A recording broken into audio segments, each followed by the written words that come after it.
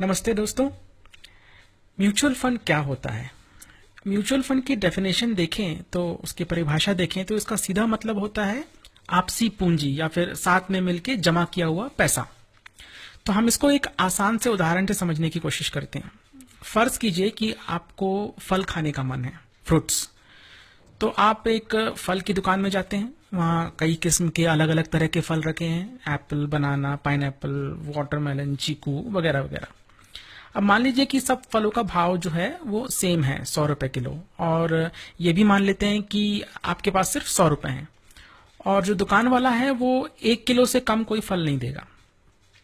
तो भूख तो आपको लगी है, तो आप सोचते हैं कि चलो भाई एक तरबूज खरीद लेते हैं, एक वाटरमेलन खरीद लेते हैं। लेकिन अगर वो तरबूज खराब निकला तो दुकान वाला तो वापस लेगा नहीं। तो ये एक दिक्कत है, फल खराब निकलने की रिस्क। तो इस रिस्क को कम करने के लिए आप ये कर सकते हैं कि आप 5 अलग अलग तरह के फल ले लें। मान लीजिए 200 ग्राम चीकू ले लिया, 200 ग्राम एप्पल ले लिया, थोड़े से केले ले लिए, है ना। लेकिन दुकान वाला जो है वो 1 किलो से कम तो देगा नहीं और आपके पास सिर्फ है 100 रुपए। तो अब क्या किया जाए? तभी आपकी नजर जाती है सामने एक छोटी सी जूस की दुकान पे। वो जूस वाला 100 रुपए में बेच रहा होता है फ्रूट सलाद। मतलब एक प्लेट में आपको 5-6 तरह के थोड़े थोड़े फल मिल जाएंगे। जूस वाला थोक के भाव में वो सारे फल खरीद लेता है और उसकी फ्रूट चाट बना के कई लोगों को बेचता है। इसमें से थोड़ा सा वो खुद भी खा लेता है। अब स्कीम में सबको फायदा, आप भी खुश, जूस की दुकान वाला भी खुश और फल की दुकान वाला भी खुश, क्योंकि जूस वाला फल की दुकान से ही तो खरीदता है फल।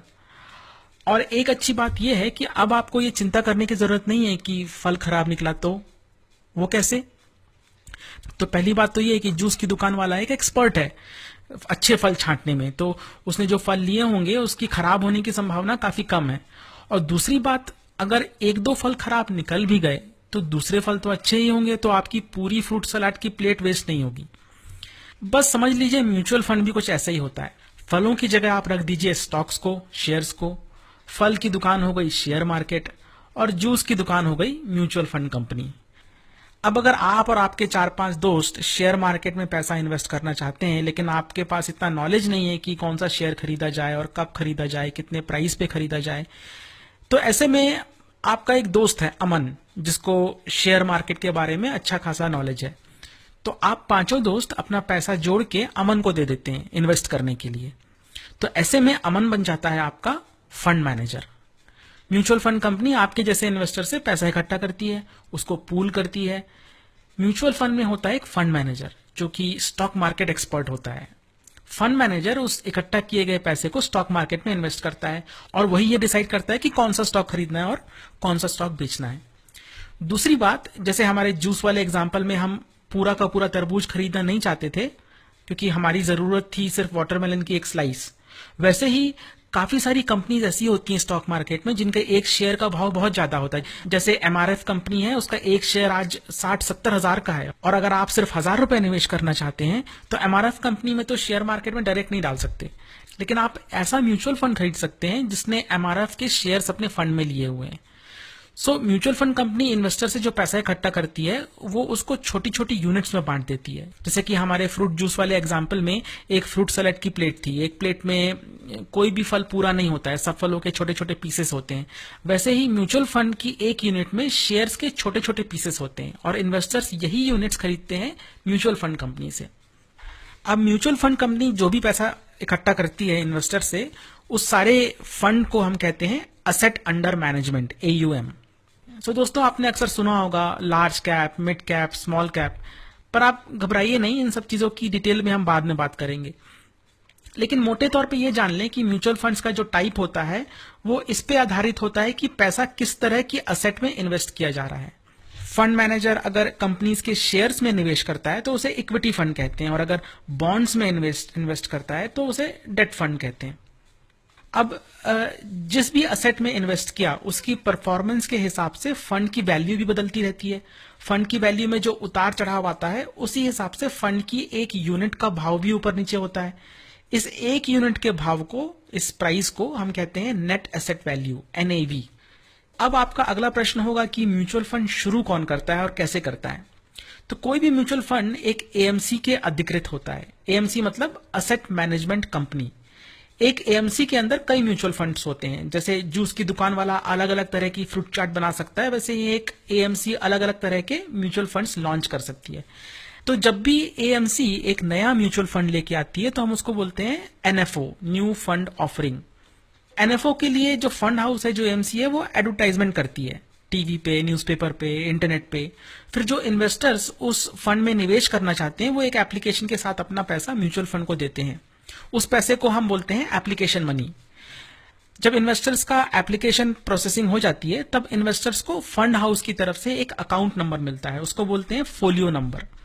और जो नई यूनिट्स इन्वेस्टर्स को मिलती हैं वो उस फोलियो नंबर में अलॉट हो जाती हैं। तो ज्यादातर एनएफओ जो होते हैं उनका यूनिट प्राइस जो शुरुआत होती है उसके यूनिट प्राइस एनएवी जो होता है वो 10 रुपए से होता है। क्या एनएफओ ही एक तरीका है म्यूचुअल फंड में निवेश करने का? नहीं, आप मौजूदा म्यूचुअल फंड्स में भी इन्वेस्ट कर सकते हैं। तो जब आप एग्जिस्टिंग म्यूचुअल फंड में निवेश करते हैं तो आप उसके उस समय के एनएवी प्राइस पे यूनिट्स खरीदते हैं और आपका पैसा फंड के एयूएम, असेट अंडर मैनेजमेंट में जोड़ दिया जाता है। तो जितनी यूनिट्स आपको मिलती हैं वो फंड की टोटल यूनिट्स में जुड़ जाती हैं। तो ये बात ध्यान रखिए कि फंड का जो एनएवी है वो नए इन्वेस्टर्स के आने से बढ़ता नहीं है। नए इन्वेस्टर के आने से टोटल यूनिट्स की संख्या बढ़ती है। एनएवी बढ़ता है उस फंड के शेयर्स और बॉन्ड्स के जब प्राइस बढ़ने लगते हैं तब एनएवी बढ़ता है। तो चलिए अब जानते हैं कि म्यूचुअल फंड्स को बेचा कैसे जाता है। अपना पैसा अगर आपको बाहर निकालना है तो वो कैसे करते हैं। तो जब इन्वेस्टर्स म्यूचुअल फंड से पैसा विड्रॉ करते हैं तो उसको बोलते हैं रिडेम्पशन। म्यूचुअल फंड को बेचना बहुत आसान होता है। जब आपको पैसे की जरूरत हो या फिर कहीं और निवेश करना हो तो आप अपने फोलियो में से कुछ यूनिट्स बेच सकते हैं। बेचने के समय जो भी एनएवी होगी उस यूनिट की, उसके हिसाब से आपको पैसा मिल जाएगा और जितनी यूनिट आपने सेल की हैं उतनी यूनिट आपके फोलियो में से घटा दी जाएंगी। कुछ म्यूचुअल फंड्स में एग्जिट लोड भी होता है। ये एक तरह की फीस होती है जो म्यूचुअल फंड लेता है आपसे। जितना आपने फंड बेचा है उससे उसकी 2 से 4% तक की ये एग्जिट लोड हो सकता है। तो चलिए एक उदाहरण लेके संक्षिप्त में इस म्यूचुअल फंड को खरीदने बेचने की पूरी प्रक्रिया का सारांश हम समझने की कोशिश करते हैं। माना कि आपने एक म्यूचुअल फंड में 15,000 रुपए निवेश किए हैं और उस म्यूचुअल फंड की एनएवी है 15 रुपए, तो आपके फोलियो में 1,000 यूनिट्स अलॉट हो जाएंगी। अब मान लीजिए 6 महीने के बाद कि उसकी एनएवी बढ़ के हो गई 20 रुपए। अब अगर आप फिर से 15,000 निवेश करते हैं उस म्यूचुअल फंड में तो नए एनएवी के हिसाब से आपको अलॉट होंगी 750 यूनिट। अब आपके फंड में टोटल यूनिट्स कितनी हो गई? 1750। और टोटल फंड की वैल्यू कितनी हो गई? 1750 मल्टीप्लाइड बाई जो नई एनएवी थी 20, तो हो गई 35,000 रुपए। अब फर्ज कीजिए कि 6 महीने बाद अब आपको पैसे की जरूरत पड़ी है और उस समय आपके म्यूचुअल फंड का एनएवी थोड़ा सा बढ़ गया है, 22 रुपए हो गया है। अगर आप रिडेम्पशन करते हैं और 22,000 आप अपने पोर्टफोलियो में से मान लीजिए निकालते हैं तो 22 रुपए के हिसाब से 22,000 रुपए निकालेंगे तो 1,000 यूनिट आपको बेचनी पड़ेगी। और अगर मान लीजिए कि एग्जिट लोड जिसकी हमने बात की वो 2% है तो आपको 22,000 रुपए तो मिल जाएंगे और आपके फोलियो में से 1,000 यूनिट घट जाएंगी जो आपने एनकैश की। और क्योंकि आपका एग्जिट लोड 2% था तो 1,000 का आपका ट्रांजैक्शन जो अमाउंट है 1,000 यूनिट, उसका 2% हुआ 20 यूनिट, तो 20 यूनिट आपके अकाउंट में से, फोलियो में से और कट जाएगा तो 730 यूनिट जो है आपके अकाउंट में बचेंगी आफ्टर रिडेम्पशन। तो ये हुआ पूरा म्यूचुअल फंड का मैथमेटिक्स। अब म्यूचुअल फंड्स कई तरह के होते हैं, तो म्यूचुअल फंड किस प्रकार का है ये निर्भर करता है उस फंड के उद्देश्य पे। जब म्यूचुअल फंड स्कीम शुरू की जाती है तो एएमसी जो है फंड हाउस होता है, उसको अपने प्रोस्पेक्टस में स्पष्ट शब्दों में ये बताना पड़ता है कि क्या उद्देश्य है उस फंड का। हम आगे के वीडियो लेसन्स में थोड़ा और विस्तार में समझेंगे कि म्यूचुअल फंड के अलग प्रकार और उनकी विशेषताएं, लेकिन अभी के लिए बस इतना जान लें कि अलग अलग तरह के म्यूचुअल फंड्स के अलग अलग गोल्स होते हैं, उद्देश्य होते हैं। कुछ म्यूचुअल फंड्स होते हैं जिनमें ज्यादा रिटर्न्स होता है लेकिन उसमें रिस्क भी ज्यादा होती है, और कुछ म्यूचुअल फंड्स होते हैं जिसमें कम रिस्क होती है लेकिन उसमें रिटर्न्स भी कम होते हैं, और कुछ म्यूचुअल फंड्स मिक्स्ड होते हैं, मतलब मीडियम रिस्क और मीडियम रिटर्न। कुछ म्यूचुअल फंड्स केवल एक विशेष प्रकार की इन्वेस्टमेंट करते हैं, जैसे कि गोल्ड फंड सिर्फ सोने में निवेश करता है। कुछ म्यूचुअल फंड्स खास तरह की इंडस्ट्रीज में इन्वेस्ट करते हैं, जैसे कि सेक्टर फंड्स होते हैं। तो चलिए अब बात करते हैं कुछ और इम्पॉर्टेंट फैक्ट्स की म्यूचुअल फंड्स के बारे में, जो कि एक नए इन्वेस्टर को जानना बहुत जरूरी होता है। बहुत सारे इन्वेस्टर्स म्यूचुअल फंड में इसलिए निवेश करना शुरू करते हैं क्योंकि उनको ज्यादा मुनाफा चाहिए होता है, ज्यादा रिटर्न्स चाहिए होते हैं। लेकिन सिर्फ रिटर्न्स ही पैमाना नहीं होना चाहिए म्यूचुअल फंड चुनाव करने का। अगर आप चाहते हैं कि ऐसा कोई म्यूचुअल फंड मिल जाए जो 40% रिटर्न दे हर साल, तो क्या आप इसके लिए तैयार हैं कि आपके इन्वेस्टमेंट में 40% का घाटा भी हो सकता है? इसको बोलते हैं रिस्क, पैसा गंवाने की संभावना, मुनाफे की अनिश्चितता। और अलग अलग म्यूचुअल फंड्स में अलग अलग तरह की रिस्क होती है। चलिए, तो दूसरी इंपॉर्टेंट बात है म्यूचुअल फंड की उम्र। क्या आप ऐसे म्यूचुअल फंड में इन्वेस्ट करना चाहेंगे जिसने 30% रिटर्न दिया है लेकिन सिर्फ 6 महीने पहले ही शुरू हुआ है, या फिर आप ऐसे म्यूचुअल फंड में पैसा निवेश करेंगे जो 10 साल से लगातार 20% रिटर्न दे रहा है? तो लॉन्ग टर्म कंसिस्टेंसी, लंबे समय की स्थिरता ज्यादा भरोसेमंद होती है। तीसरी इंपॉर्टेंट बात, एक्सपेंस रेशियो। अब एएमसी जो होती है वो तो एक बिजनेस चला रहे हैं, उनके पास एम्प्लॉयज होते हैं, उनको अपने फंड मैनेजर को सैलरी देनी होती है, म्यूचुअल फंड के डिस्ट्रीब्यूटर्स होते हैं, उनको कमीशन देना होता है, मार्केटिंग और एडवर्टाइजमेंट का खर्चा होता है। तो ये सब के लिए पैसा एएमसी के पास कहां से आता है? एएमसी इन्वेस्टर से फीस लेती है और ये फीस ली जाती है एक्सपेंस रेशियो के द्वारा। तो जितना भी आपका इन्वेस्टेड फंड होता है उसका एक परसेंटेज अमाउंट एएमसी जो है हर साल काट लेती है आपके फंड में से। तो जनरली ये परसेंटेज होता है 0.1% से लेकर 2% तक। अगर आप ग्रो के वेबसाइट पे जाएंगे या आप ग्रो के ऐप पे म्यूचुअल फंड सर्च करेंगे तो आप पाएंगे कि हर म्यूचुअल फंड के नाम के आगे डायरेक्ट लिखा होता है। हर म्यूचुअल फंड में इन्वेस्ट करने के 2 प्लान होते हैं, एक डायरेक्ट और एक रेगुलर।